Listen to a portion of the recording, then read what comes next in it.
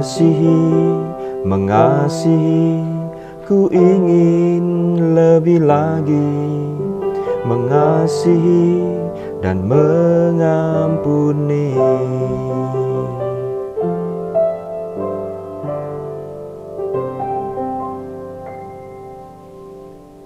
Shalom Bapak Ibu yang dikasihi Tuhan, apa kabar hari ini? Kita berjumpa kembali dalam Suara Pengharapan. Nah Bapak Ibu, kali ini saya ingin mengajak kita merespon setiap pergumulan kita dengan orang lain. Saya yakin setiap kita pasti pernah mengalami yang namanya konflik Bapak Ibu. Bahkan mungkin hari ini kita menyimpan sakit hati, punya kepahitan dan sebagainya. Nah Bapak Ibu, saya yakin setiap kita adalah manusia yang memiliki perasaan, dan perasaan kita pasti pernah terlukai dan sebagainya sehingga menimbulkan kebencian terhadap orang lain. Tetapi kita sebagai anak-anak Tuhan, kita diajar untuk merespon itu dengan benar. Nah apa respon kita?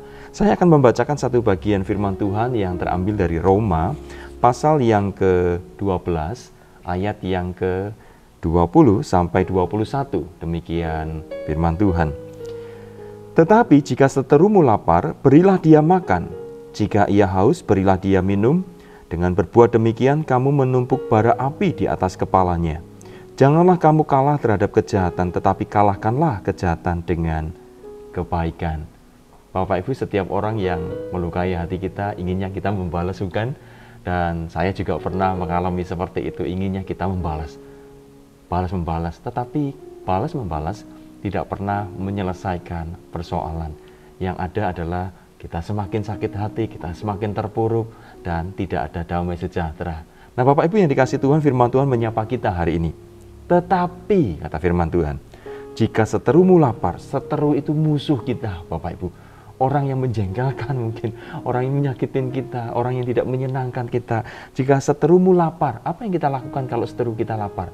Pasti kita akan syukurin dia, syukurin lo, misalkan begitu Bapak Ibu. Tetapi firman Tuhan berkata berbeda. Jika seterumu lapar, berilah dia makan.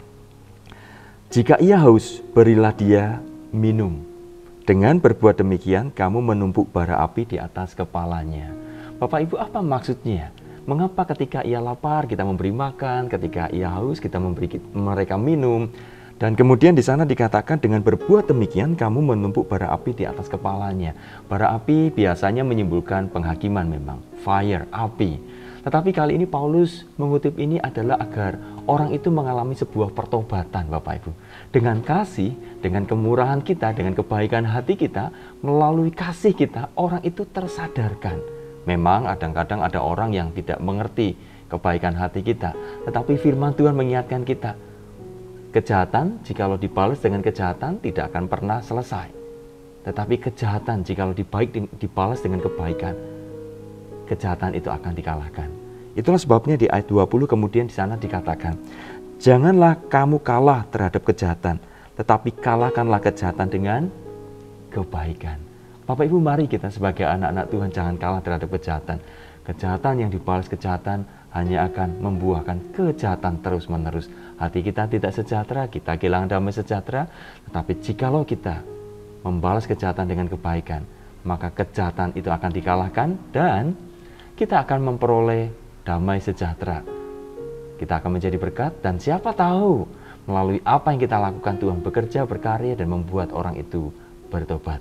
Mari kita tampil menjadi anak-anak pemenang, kalahkan kejahatan dengan kebaikan.